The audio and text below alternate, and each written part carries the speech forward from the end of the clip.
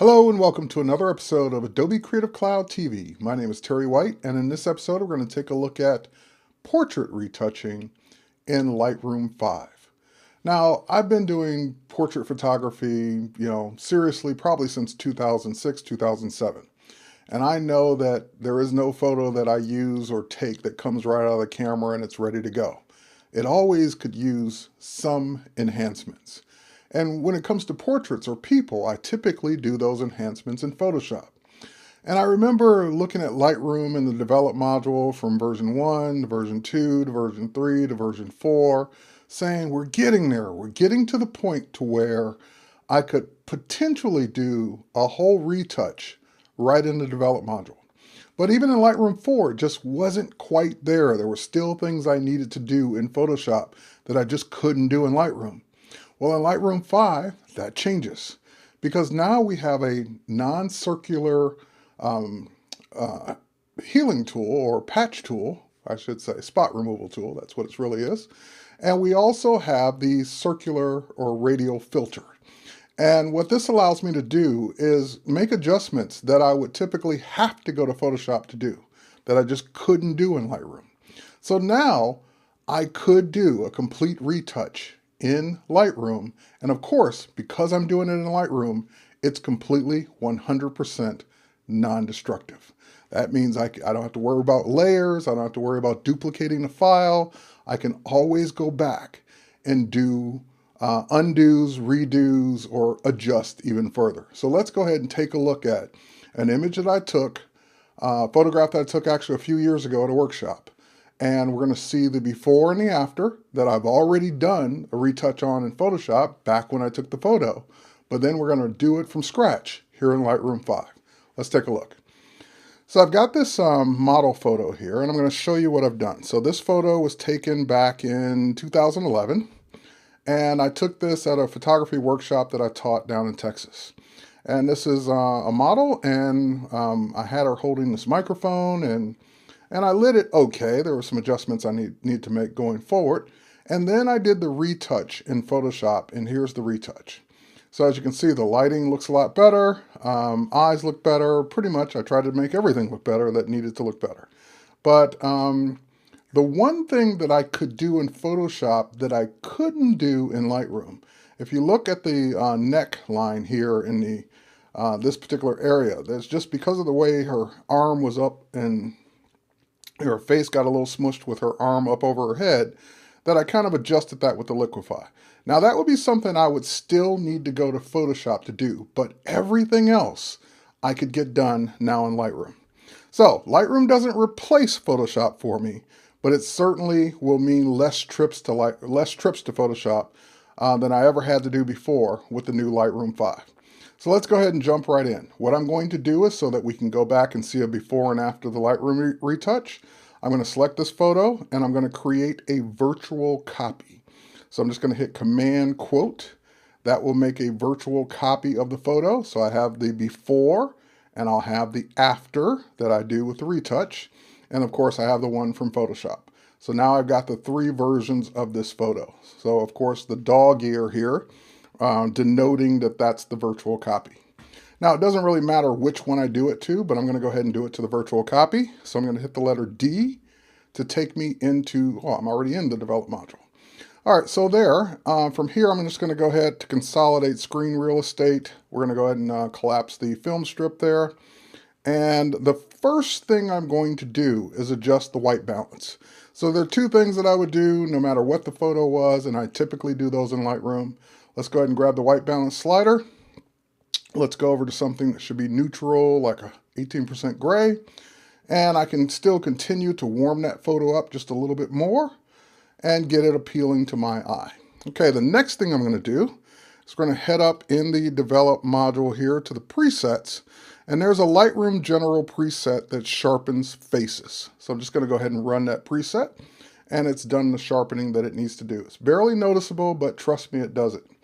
All right, then I would look at the histogram to see if there are any highlights being blown out that I care about. And it looks pretty good for the highlights and shadows. I mean, there are some highlights, or this area is turning completely white, which it is a completely white background. I'm losing some detail there, but in this particular case, I can bring the whites all the way down. It's really not going to make that big of a difference in that area. So I'm not going to worry about that too much. And we'll just go ahead and crank the whites down just a little bit. Now, what I do want though, is I want to do two things. I want to kind of straighten this image, which I really didn't do the first time in Photoshop or the last time I shot or worked on this image in Lightroom. And I can see that there was a piece of the softbox showing in the upper right hand corner. So I think I cropped that off last time. We're just going to go ahead and make an adjustment using a couple of the new Lightroom 5 techniques. So let's go ahead and scroll down the develop module settings here, and I'm going to go all the way down to lens corrections. Now, lens corrections has this great upright mode, and people will typically use that for buildings and trees and things that need to be leveled. It's not really going to make that big of a difference here, if any difference at all. It's just really not doing anything to this particular photo. So it's, yeah, it's not going to really make that big of a difference here. So what I'm going to do is just go to manual. And in manual, I've got this nice grid that when I start to make my corrections, so what I want to do is kind of get the eyes on the same plane here. I'm just going to go ahead and just rotate the image ever so slightly to get the eyes kind of where I want them. Now, of course, that's creating a situation where we pulled her arm away from the edge there. We pulled her arm away from the edge there. So I would have to crop it anyway to get that space to be, taken away. So I'm just going to go ahead and scale it up ever so slightly to just enough to get her eyes kind of level on the same plane and to get to take care of the cropping situation. Okay, so that's kind of new, the ability to do that with the upright command. I have used the upright command on people and it will work. It just depends on the right photo if it can detect it or not. And of course, manual will let you do it manually. Okay, so let's go ahead and scroll up. The next thing I'm going to do is use the new radial filter, which I mentioned earlier, and I'm going to use that to kind of brighten her face. So we're just going to grab the radial filter. The exposure is already up a little bit on it. I'm going to just bring the exposure back down. So we start from nothing. And we're going to go ahead and invert the masks because we want to do it from the inside out. Now we'll just go ahead and draw this out, kind of highlighting the area that I want it to affect. And now when we go ahead and increase the exposure, we can kind of just brighten her up, just in the face area where I want that to happen. And again, this will all be to your taste, to your, too bright, too dark. You set it to whatever makes you happy. And had I lit this correctly in the first place, I wouldn't have to do this. So it's always better to get it right in the camera. But in this case, that is a retouch or a technique that I would do just to kind of brighten that area. And again, that would be too bright. So we're just going to go ahead and bring it down just a little bit right there. All right, so now I can click off that tool. That will keep my brightness setting there, or exposure setting.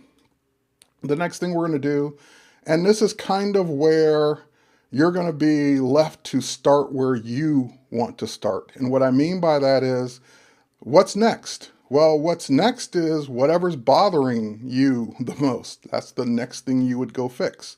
So for me, it's typically going to be, unless something's really jumping out at me, it's typically going to be things like blemishes. So I'm going to go ahead and use the spot removal tool, which I would have used in Lightroom 4, to go ahead and remove some of the blemishes. So I'm going to go ahead and just zoom in a little bit so I can do a better job at this.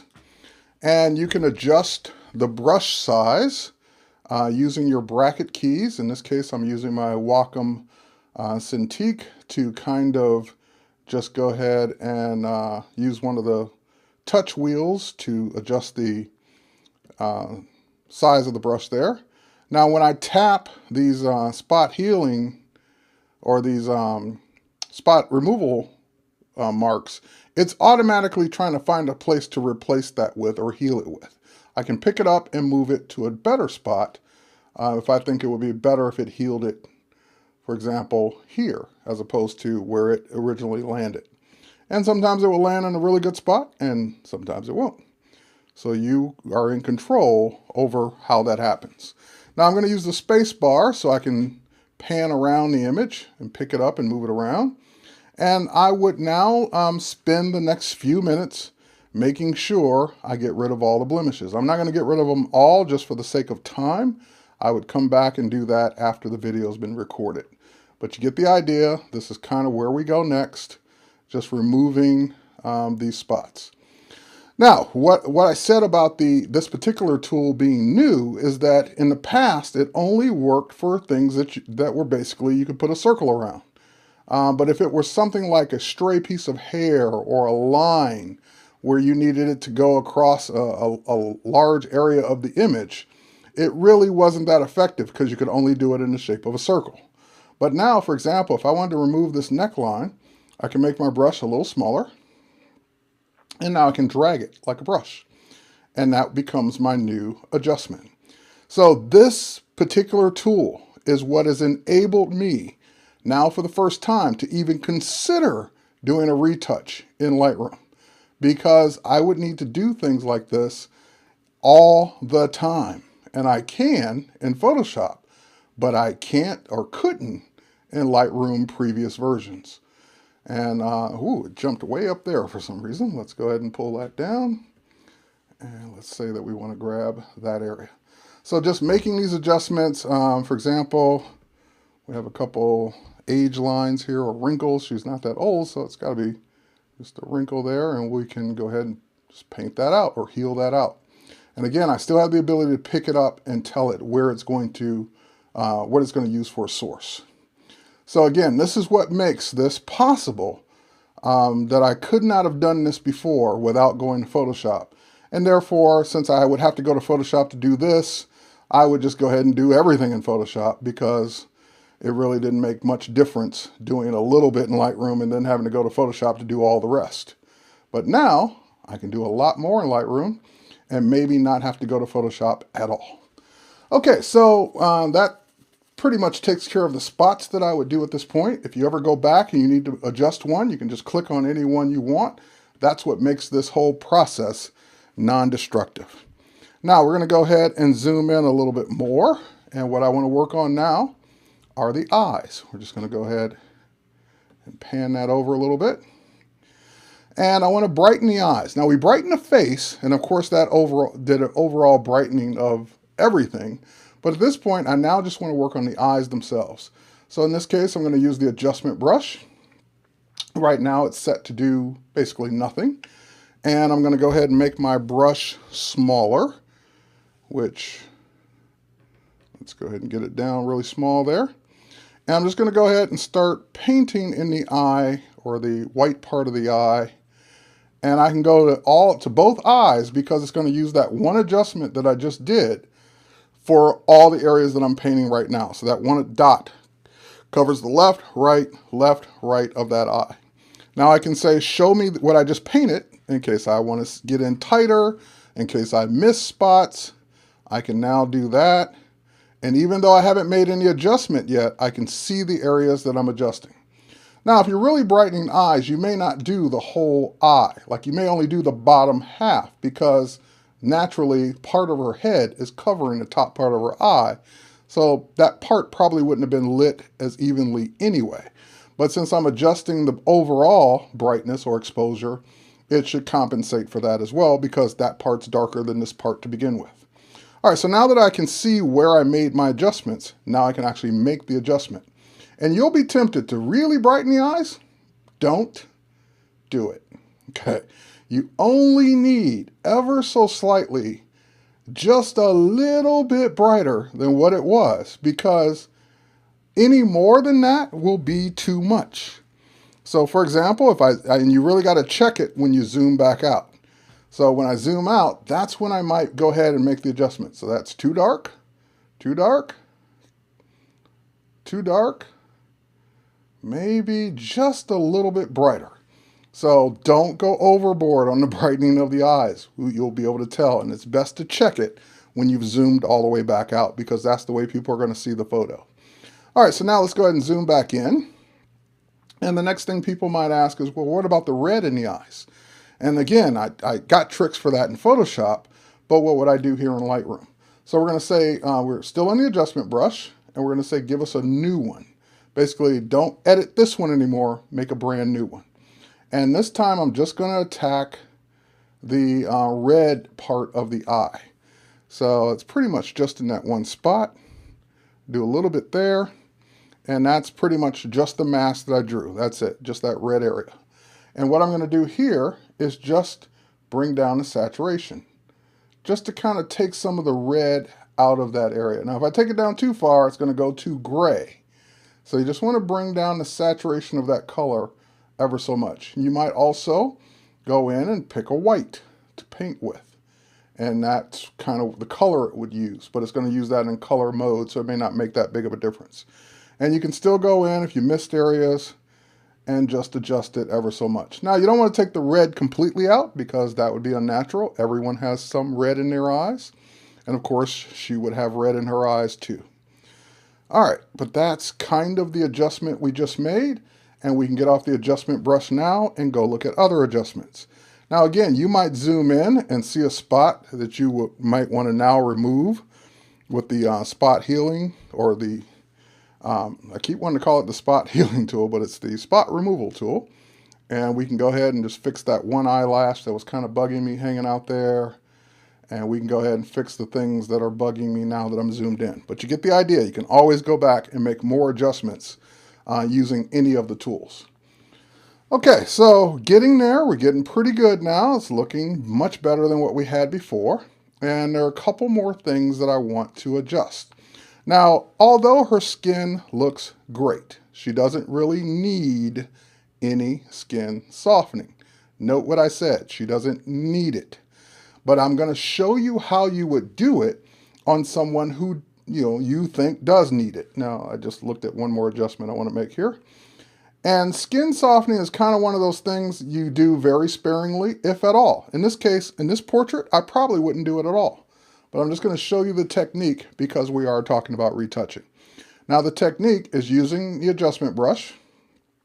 And there is an effect pop-up where there's already a softened skin preset. So really what it does is just takes the clarity all the way down, which will effectively soften whatever you painted on. So we're going to go ahead and make sure we do a new one. We can crank the brush size up a little bit there. And now we are softening skin. Now, it's okay that it's going to be, in this case, too soft to begin with. And this is that unnatural plastic look that a lot of photographers do that are new, that don't know any better. But it's okay that we do that at first because we're going to tone it down. So this is just kind of really showing me to make sure I get all the areas as smooth, or make sure I cover all the areas that I want to paint this on, and then I'll dial it down. And that's a little too much on that one. Let's undo that stroke. There we go. Now, skin's too soft. I can see it already. So what I can do is, instead of having the clarity all the way turned down, I can just turn it back up some. And that, if I turn it all the way up, it's basically like I haven't done anything. So I can control the amount of softness. And here, maybe if we zoom in on it, you'll see it better. I can control the amount of softness just with the clarity slider. So if you look up here on the forehead, that's too soft. And if we bring the clarity slider back towards the middle, we can lower that effect so we see pores, we see little artifacts that would be in anyone's skin. We just don't want to make it look too fake. So with the clarity, you control the amount of softening. And again, in this case, I probably wouldn't have softened it at all, but I wanted to show you what the technique was. Okay, so next, now that I've done the softening, there are two more things that I want to do to this photo. First, and I will go to the thing that's bugging me right now, and that is actually three more things. That is this yellow tape on the microphone. Now on Photoshop, I actually cloned that out to get rid of it. But of course, I don't technically have the clone stamp tool here in Lightroom, so I've got to use the next best thing, which is the spot healing tool or spot removal tool on, it could be either set to clone or heal. And we usually use it on clone, on heal, but I'm going to go ahead and put it on clone. Now, I'm going to make my brush smaller. Smaller is better in this case. And I'm just going to kind of outline this so that I can then come and paint in the middle of it. Just kind of outline this. I don't want to get into the skin area, and I don't want to go too far down the microphone if I don't have to. I'm just going to use my brush, and I don't even want the white or the highlight on the right-hand side of it, just the yellow part. Okay, so now that I've got kind of it outlined, I can go ahead and paint in the middle. So that outline kind of freed me up to do all this. All right, so we're just painting this, and again, this would not have been possible in Lightroom 4 because you couldn't use this tool that way. But now we'll go ahead and just do all of that, kind of get it covered. And again, that's going to make one big adjustment, that it's going to go find its spot, which of course it's wrong. And we're just going to go ahead and move it up, and we need to line it up so that it looks right. So we kind of get it lined up, maybe right about there. All right, so now I see some spots that I still need to do. So we're just going to go ahead and kind of fix those areas, kind of in the middle. We're going to make a new one here. There we go. And this may be one of those things where you still might go to Photoshop to do it, but we're going to try it here. I'm going to pick that one up and move that one over here. We're getting there. That's looking better. And just kind of get it lined up with the same one there. And I'm not doing a good job lining it up, but you get the idea. So now, if we get off the adjustment brush, we can, or any of those tools, I should say, if we get off the spot removal tool, we can see that unless we zoom in and really look at the detail there, that kind of looks like the tape's gone. We don't see the tape anymore. Now, I would take time. I might even delete it and do it over again so that I can do it all in one piece. But that's how you would remove an object using Lightroom and using the Develop module and using the new non-circular spot removal tool. Okay, so that took care of one of the last three things. Now the next one are the lips. Let's go ahead and zoom in. Lips and eyes. So we're going to do both of those together. Let's go down to the lips first, since I mentioned that first. And the lips look okay. Nothing wrong with them by any means. But we can use an adjustment brush and kind of do some cool things here. So for example, let's first of all go ahead and paint the lips. And it will use, it's using skin softening right now, which is not what we want. But that's okay, we'll turn that off when we're done. And because it always uses the last thing you used, and the last thing we used with the adjustment brush was skin softening. Okay, so we're going to put the clarity back up. And matter of fact, we might even take the clarity up a little higher because we want the lips to stand out more. So that's going to make the lips more defined. We also could bring up the contrast, and we can bring up the sharpness and kind of just really make the lips stand out. So that's one. The next thing I'm going to do is scroll down. Although we brighten the eyes, I typically make my eyes sharper in the iris area, and therefore we're going to do a new one. So every time I tap new, that's making a new adjustment. So we're going to do an adjustment on the iris part of the eye here, and the same thing on this eye as well. So one control point controlling both eyes. So once again, we don't want the clarity to be all the way down. Matter of fact, we might want the clarity up a little, but not too much, just a little bit. And here we can make the eyes brighter with the exposure. And notice it's only doing the area we painted in. And of course, we could make the eyes sharper, which I would do. And if we really want to make the color of the eyes pop, you might even bring up the saturation of her natural eye color. So, eyes are very important to me. I spend a little bit more time on the eyes using the adjustment brush as we've seen here. Okay, great. So we took care of the lips and eyes. What's next? Or what's last? Okay, so the last thing, and again, I want to zoom out because the eyes may be a little over the top, and I can see that they may be in this case. So I might grab that last adjustment I just did and kind of make sure that's covering the eyes. Yes, it is. And maybe turn that down just a little bit. So maybe turn the exposure down because it might be just a little over the top now that I've zoomed out. Okay, but you can make adjustments. That's the beauty of doing this in Lightroom. Next, and last but not least, if I were in Photoshop, I would now be looking to do some dodging and burning to kind of make the shadows stand out more and to make the face more defined. Well, in Lightroom, in the develop module, I don't have a dodge and burn tool. So once again, we're going to use the adjustment brush, and we're going to say, give us a new adjustment. And we're not going to do clarity. And we're not going to do sharpness. We'll just reset those. And there is a faster way to reset, by the way. But anyway, we're just going to go ahead, and now we're going to paint the areas that are already dark. We're going to make them a little darker, and you'll see how we're going to do that in just a moment. So I would go around the edge, that area where there's a shadow. I would go around this area where there's a shadow. I would go around this area where there's a shadow, and around this area where there's a shadow. And I might even make my brush smaller and zoom in and maybe make a little bit more shadow area around the nose to make the nose a little bit more defined than what it is. Okay, so now that I've painted that, and this is what I painted basically, I can now go in, since we have shadows and highlights, that's what I'm going to use for dodge and burn. So I can decrease the shadows to make, we're not going to go that far, but I just want to show you what it does. And I can make the face a little bit more defined just by making those areas a little darker. Now we'll do a new one, and we'll do the opposite. So I want to make a bigger brush, and the areas that I want to stand out a little bit more, maybe the areas under the eyes, the areas around the chin, around the nose, not too much on the nose though, because we don't want to create a hot spot.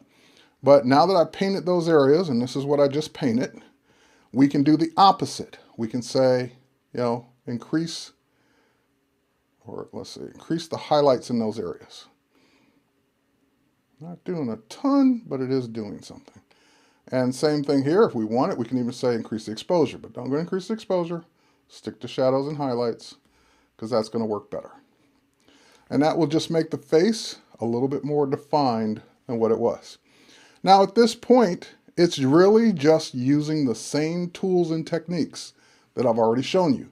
Adjustment brush, if you need to make an adjustment, any one of these adjustments throughout the photo. So sharpness, reduce the noise, contrast, highlight, shadow, clarity, saturation.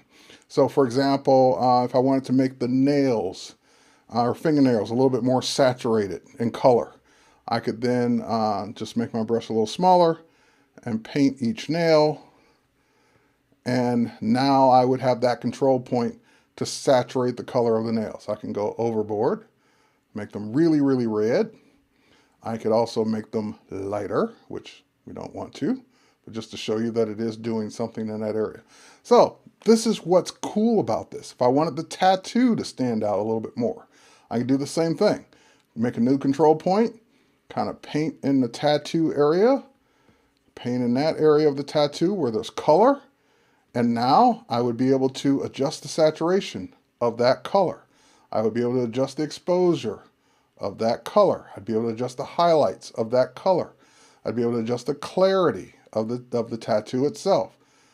So you can go throughout your photo making all of these adjustments. And the beauty of it is, all of this is non-destructive. I can go back to any control point at any time, further adjust it, delete it, start over, and I haven't wrecked my initial photo. I don't have to work in layers. I don't have to increase the file size. Everything is instant because it's really just writing metadata until you output the images. So now it's time to take a look at our before and after. So we're going to go back to the grid. We have our before, which we're going to hit the letter F for full screen mode. That's what we started with. And this is what we did in Lightroom. So before and after, completely in a Lightroom, completely non-destructible. And in Photoshop, that's what we had, which now it's starting to look a little over the top in Photoshop compared to what we did in Lightroom. Or, you know, I can go back and do the highlights or lighting a little bit better in Lightroom, but you get the idea. I'm able to get close to the same exact results that I did in Photoshop, completely in Lightroom and completely non-destructively. Case in point, I can go back to the develop module, to that circular or radial filter, And if I want it to be closer to what I did in Photoshop, then I would just bring up the brightness a little bit more there, and maybe the contrast a little bit more. So it's kind of a little bit closer to that, slightly overblown look that we did in Photoshop. But again, that's the beauty of doing this in Lightroom, is that you can quickly and easily get back and forth and make adjustments without it being destructive. And I did it on a virtual copy, so I still have the original and I still have the adjusted one, and I can now make another virtual copy that's black and white, another virtual copy with different color effects, another virtual copy with different adjustments. I can keep going, and none of this is tying up any extra resources or tying up any extra file size. Now I'm going to let you in on one last bonus before we end this video, and that is I have done all of this completely offline, meaning that image isn't on my hard drive. If we look at this image, that image says it can't be found. I have to go find this because it's using the new Smart Preview feature in Lightroom 5. So I built smart previews for those images, disconnected the hard drive that those images were on, and now I can work and do all of this retouching and all of this non-destructive work. And when I plug back in that drive, it will, add the metadata to that actual file if I choose to. But that's the beauty of doing this. I don't have to even have the images with me to do the developing in Lightroom 5. So that's it. Glad you enjoyed this episode, or hope you enjoyed this episode of the new Creative Cloud TV. And my name is Terry White. We'll catch you on the next one.